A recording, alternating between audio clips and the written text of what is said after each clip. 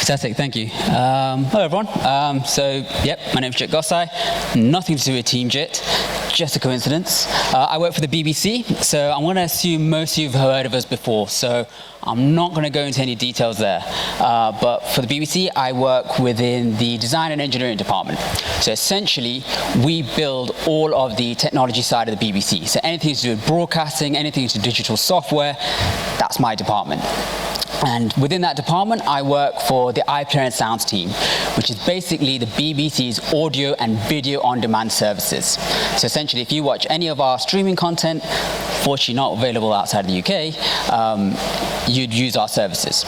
And within this department, I am a principal tester. So very simply, my role is to help teams understand their test strategies, understand their automation strategies, but essentially help them understand what quality engineering is and how we actually build better products. And I am based out of the UK, if you haven't guessed, and out of Media City, which is here. But today I'm here to talk to you about the skill of continuous testing. But first of all, let's go back in time a little bit. Let's go back to 2018. This is when the State of DevOps report came out. Now, have any of you heard of this report? It's been running for about 5 or 6 years. So last year, they released their report. And every year, they've always said, automation is something that we should all be doing. But this year was a little bit different. This year, they talked about something called continuous testing. Now, instead of just jumping to the bit I wanted to read, I read every single page of this document. And there was about 78 odd pages. And this is all they said about continuous testing, which is about 5 principles and about 300 words in a 78-page document, which I wasn't that impressed by. But that was 2018. 2019, a new report came out. This year, they interviewed 30,000 industry experts across the world, and they spoke to the organizations that are doing really well, the organizations that are doing really badly, and tried to understand what these organizations were doing to get so good. What processes were they using? What practices they were using? This year, they focus heavily on psychological safety and organizational transformations, but also tooling, change management, improving productivity, and also technical practices. And this year, they spoke a little bit more about testing. Unfortunately, not much more. They only spoke about a similar amount as they did the year before, and continuous testing only got mentioned twice. So essentially, we are left with what they said in 2018. Now, before we go into what these 5 processes that they identified were, let's go back in time a little bit to understand how we've actually got here. So, let's go back to 2013. This is the year the Xbox was released, Xbox and PlayStation 4. Twitter finally IPO'd, they went public for the first time. The Edward Snowden NSA leaks. iPhone 5S was released. Vine, any of you remember that? That was the 15-second short video format, almost video for Twitter, which Twitter eventually bought and then shut down. Google Glass was also the year that came out. Anyone ever own a pair of those? Let's go back a bit further. Let's go back to 2006. It was the year that iTunes sold their billionth song. Nintendo Wii was released. I still have one of these at home, gathering dust underneath my TV. Google bought YouTube for $1.65 billion. That seemed like an awful amount of money that year. It's probably worth 10 times that now. Pluto. Does anyone remember what happened to Pluto in 2006? Anyone willing to take a guess? No? It was downgraded to a dwarf planet. It's no longer a planet. It's a little dwarf thing. Let's go back a bit further. Let's go back to 2003. 2003 was the year I joined the bank, and I became a test analyst, a graduate test analyst. Now, things back then were a lot different. We worked in a very waterfall way, and our jobs there was essentially test, test, test. And one of the main things that we'd always do is create test cases. So essentially, the business analysts would go away, they'd identify what we were to build, they'd give that to us, we'd then go work out all the different test cases that there were, create a really long, thick document, hand that back and say, this is what we're going to test. They'd then hand that over to the development team. The development team would then go off and build what they think was the right thing to build. And then we'd start testing. And we'd create test report after test report after test report. And back then, it was very much an us versus them type of mentality. They build it, we break it. It was our job to find every single bug we possibly could. And that's kind of the mentality we had back then. It was our jobs to find all the bugs and make sure it did what it should do.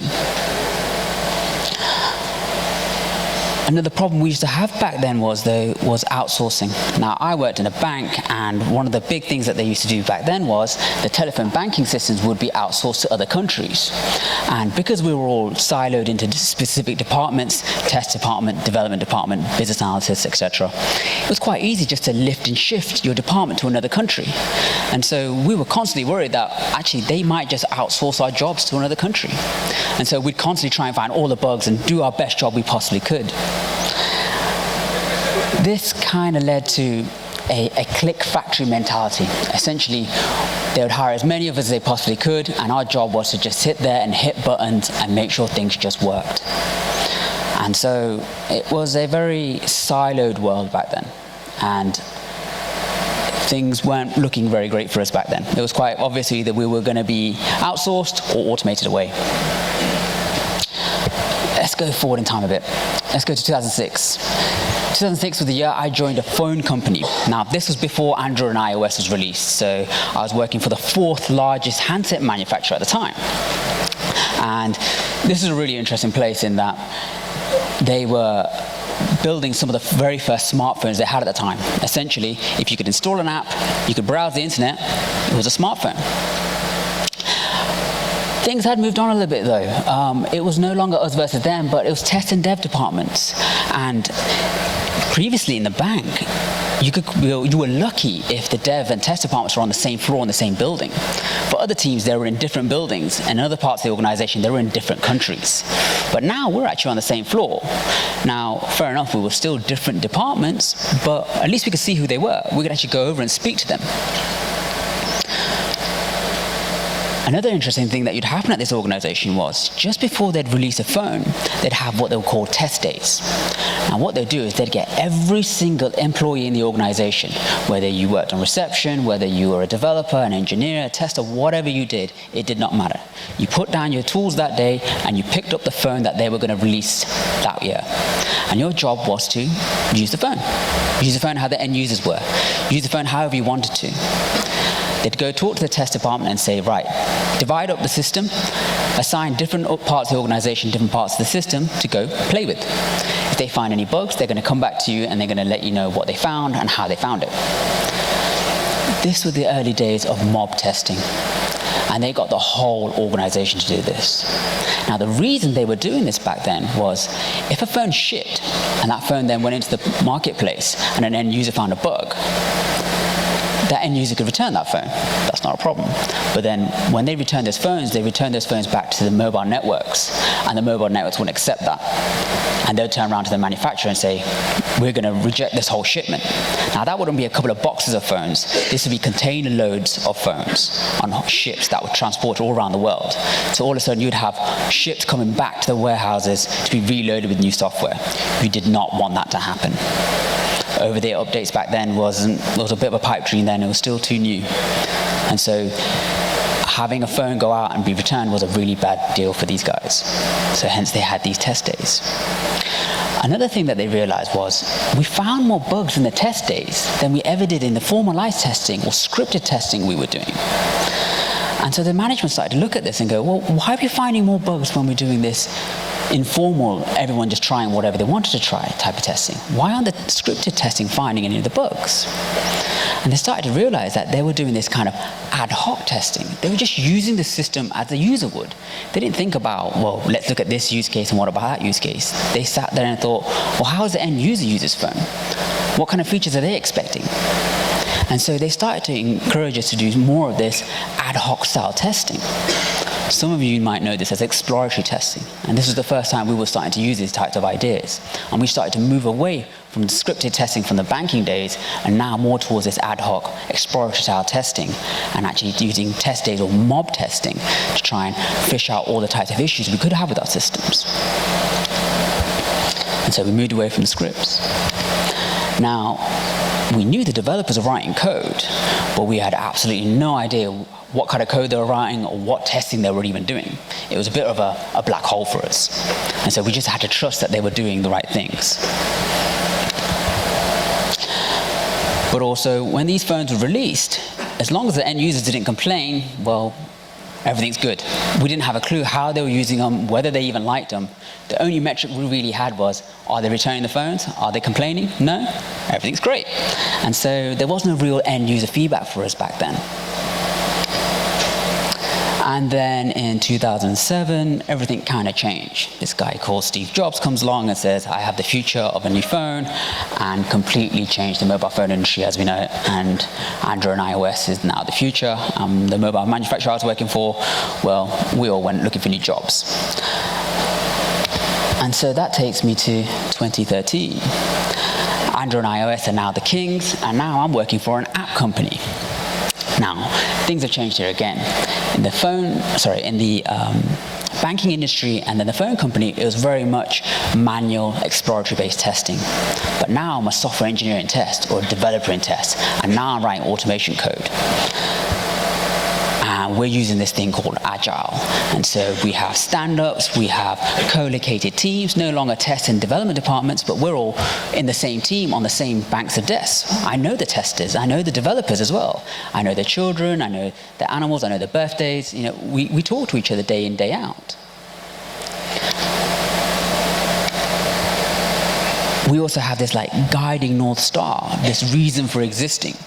It's no longer we're just being passed this roadmap and say, go build X. It's we're heading in this direction. Do you want to build this product? And that's how we were all kind of arranged and working now, using this thing called Agile. So we had stand-ups, we were co-located, stories, looked like Agile. Automation now is starting to become a big thing for us. Back in the old days, we didn't have very many automation frameworks, but now they're also being open source and now free to use. So I'm writing automated end user cases to actually do the testing that I used to do before, which we thought would help us get faster and release quicker. Exploratory testing is still a big thing for us now. We've got a name for it. It's not ad hoc testing. We've actually got a proper defined skill here now. This is something we're actually recruiting for. And so we do automated testing to check our systems and then exploratory testing to understand how it's working, all while giving that feedback to the team. We're also using this thing called Three Amigos. Now, this was different before, where we'd be told this is the thing you need to build. Now they say, we need this product, you figure out how to build it, and also figure out how to test it and deliver it. And so we get the product owner, developers, and testers all together to understand what is it, this thing that we're trying to build, and how we're going to build it. How are we going to automate it? What testing are we going to do? We also have these things called product owners now. Now they're kind of like the advocates of the end user, the reason for our team to exist. Why are we building this thing? And so they'd kind of help the team understand what it is, the reasons for doing it. Unlike in the old days back at the bank, where we'd just be given this list of things to build and off we went and built them. We also had this thing called shared version control. We could now see the source code. Not only that, because we're saying we're the developers, we can also see what kind of testing they're doing or not doing, as we found out. But the problem was we didn't really understand the language that they were writing, and so we could see the code, but it didn't really make much sense to us in testing. Unfortunately, we were still releasing stuff and we were getting faster at doing it, but we still didn't really understand how it was working in the marketplace and how it was actually working for our end users. And so, again, as long as they didn't complain, happy days, it's all working fine. If they did, well, that's when we got the feedback that something was wrong, which doesn't really seem like the right way to be building software. Which now takes us to 2018 and the State of DevOps report. Now, they mentioned 5 processes. As I mentioned earlier, automation was something that they've said that you should always do and kind of automate everything and anything you could. But this year, they mentioned these key processes that you should also be adopting. So what were they? Well, one was improving the test suites, which it's kind of a given, really. I kind of thought we did this forever. You're always looking at your test cases. Are you improving them? Are they getting better? So, okay, yeah, we're doing that. Engineering teams, and by engineering teams, they meant developers, testers, product owners, business analysts, the whole team, everyone together, not separate departments or siloed individuals in different parts of the building, but all sat together, co-working. Exploratory and mob testing.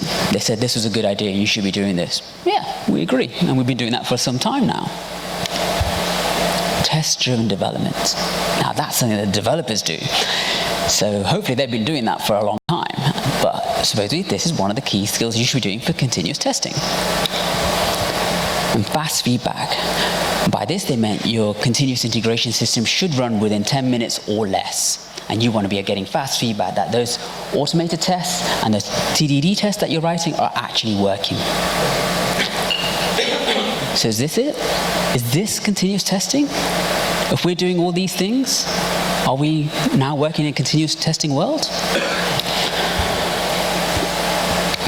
Well, if we compare that back to the previous worlds, we've already been doing exploratory testing and mob testing for some time. And we've been working as engineering teams for quite a while now. Automation, yeah, we've been doing that for some time. Fast feedback, kind of. We're doing this thing called Agile, right? That's fast feedback. What about test-driven development? Yeah, well, kind of. The developers are saying they're writing tests, so we'll just assume they're doing automated testing and test-driven development. Now, to me, that doesn't sound like continuous testing, because if that's the case, we're already doing 5 out of 6. Well, hey, we're doing continuous testing. I don't think that's the case. But I tell you what, why don't we look at this in a different way? Why not go through an example? Let's think of a company. Let's call them Bulbs Unlimited. And Bulbs Unlimited's job is to build bulbs. And this is how they make their money. They're an international organization. They started out somewhere in Europe and now all over the world. And one day the CEO comes in and says, we need to make more money. Well, okay, there's lots of different ways you can make money. How do we want to make money? Well, we're a bulbs company, so we need to make more money through bulbs. How are we going to do that? Well, let's give that to the team. Let's see what they think. So the team go away and they come up with an idea. And they think, well, if we build a bulb that's brighter than all the other bulbs out there, we think we might sell more. Maybe make it a bit cheaper as well. Okay, that could satisfy that goal. So they come up with an experiment, and they say, okay, if we can make our bulbs, let's say, 10% brighter, we think we'll increase sales by 10%. Okay, that seems like a reasonable experiment. How are we actually going to do that? Well, let's get together with a team and understand exactly how we're going to build this bulb. What is it? How is being brighter going to be making us more money? How do you even measure brightness? This is when you start running your 3 Amigos sessions, and you as a tester get involved to start asking these types of questions. What does brightness mean? How do we measure brightness? How do we know our end users care about brighter bulbs? And so the development team iterate and come up with a new design. And you start thinking about all the exploratory testing that you're going to do and how you're going to measure this and how you're going to feed this back into the team. The team then go away and go, okay, we think this bulb might do that for us. Seems like a good idea. Go back to the business. This is the bulb we think we can do. We're going to make it 10% brighter, 5% cheaper, and we think we'll increase profits. Great. Go for it. Build it. So the development team start building it, start writing the code, but they don't just build it. They build it in an iterative way. First, they build the light fixing, the screwing. Then they start looking at the actual glass casing. How does that work? How does that look? Then they start thinking about the lighting element. And they build this in a componentized way, a modularized way. And they test and build this in isolation. So you can independently build and test each of these components, constantly iterating on that design and feeding that back into the design process. All while the test team is giving them feedback on, is this working the way we expect it to work? Is this actually brighter bulb? Is this hurting us in the direction we want to be heading in? They iterate on that design and they come up with another design that slowly starts heading them in the direction they want to be going in. At that point, you start employing automation. Okay, you've done your exploratory testing, you start thinking about the end user cases. What is the end-to-end journeys that you need to be running for this bulb? This is where you start also building telemetry into your designs.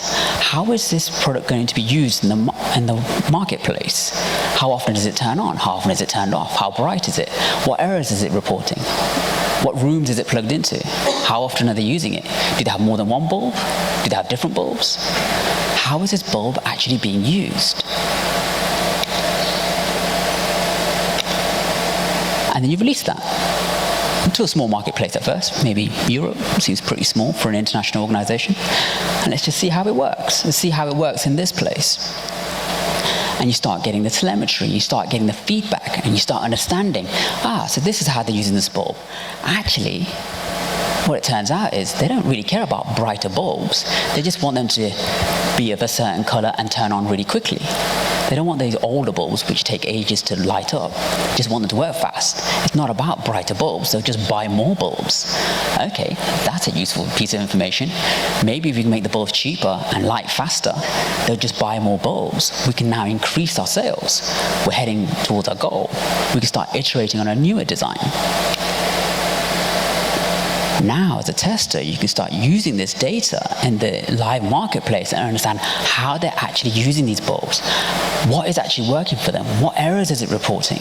Actually, now I care more about what the end users are seeing rather than what I think they should be seeing.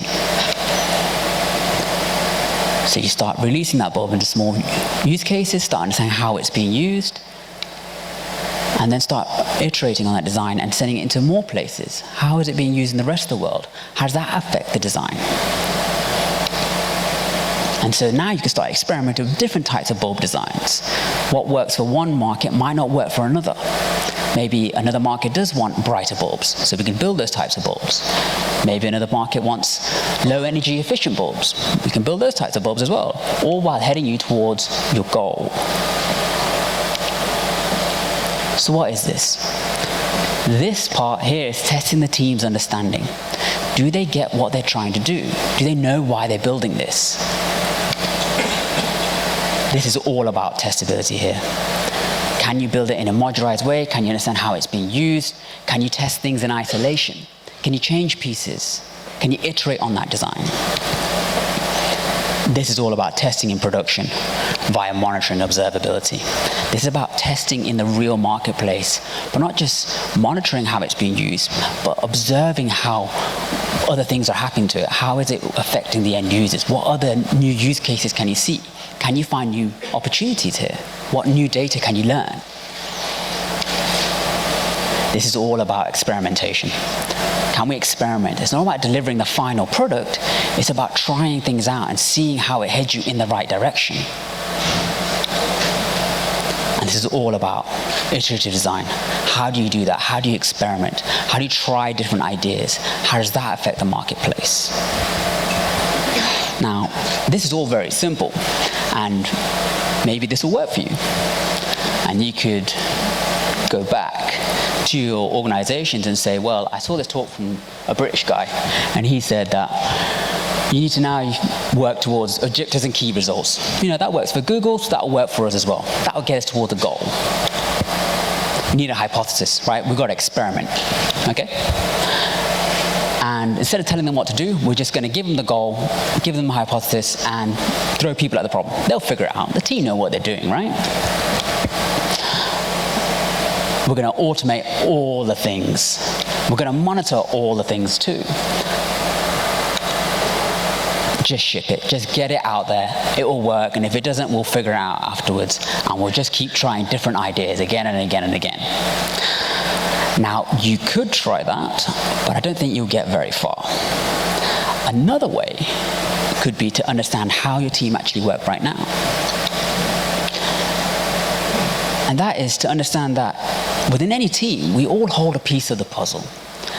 Each of our roles brings a unique skill to that team. It's the reason why we're in a team. Developers, testers, product owners.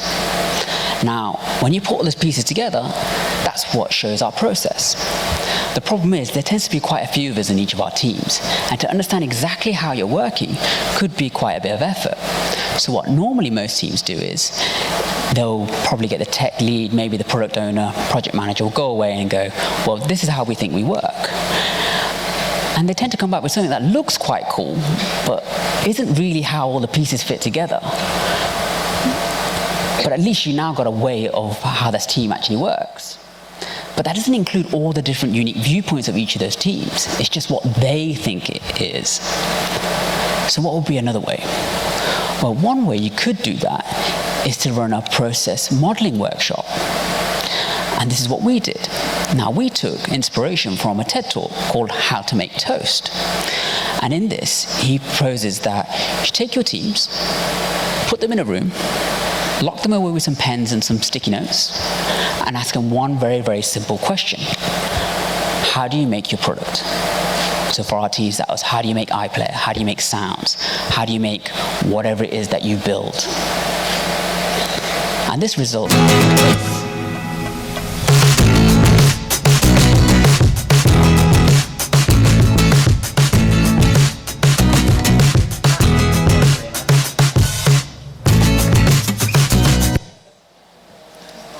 that was a bit louder than I was expecting. This resulted in that process model. And this is how this team actually worked together. And what they did was they took all the viewpoints of every single person within that team and said, how do you do your job? And instead of writing down on a piece of paper, I do this, I do that, they drew exactly what they did. And they took each of those post-it notes and they stuck them up. And they said, well, hold on, wait, when you do that, I do this bit here. And when I do that, this other person does that. And then this input from here gets used over here. And what they started to realize was a lot of the team understood this part of the process, but over here, they didn't have a clue. This was done by another team member who's hardly ever in the team. And now all of a sudden they could see, oh, wait, the stuff we're producing here is actually being reused over here. Maybe we could change that. And what that did for that team was it opened up their eyes to exactly how that whole team was working. They finally had, essentially, a process map of how each of those teams worked. Now, we did this for lots of different teams across our organization. And this has really started to help them understand where they are. What is their current baseline? Where are we right now? What is our current reality? Now, once you have that baseline, you could then take other types of models and start saying, well, okay, this is where we are. How do we get to this other model? Maybe we're already doing some of these things. Maybe we're already planning pretty well over here, but actually, this goal idea, nah, that's not so great. Maybe we could improve that. Or perhaps our monitoring could be improved. And now you can start seeing how you can take different models and different ideas from each of those models and applying them to your baseline, and how you start evolving that baseline. So, to conclude,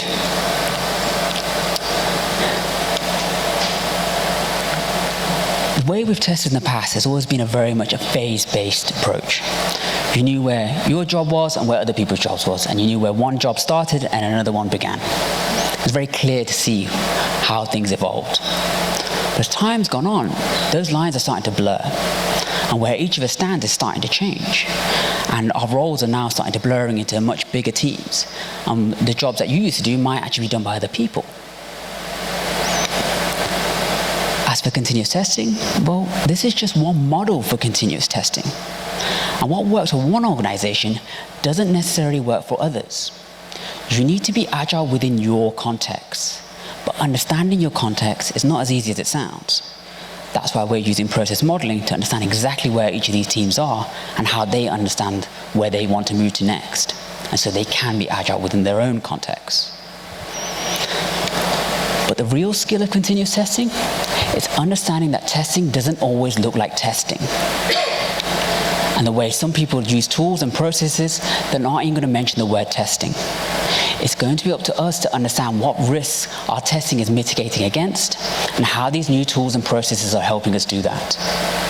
And if our teams or organizations are unwilling or unable to move to these new ways, then they need to be able to understand that they're not going to start moving any faster, that they're not going to move any faster than they did in the past, and they're not going to be heading towards the goals that these organizations want to head towards. Speaking of which, the goal could be thought of as what we're actually testing here. Maybe the true skill of continuous testing is heading towards this goal, and the systems we're producing are just a mechanism to head us there. Thank you.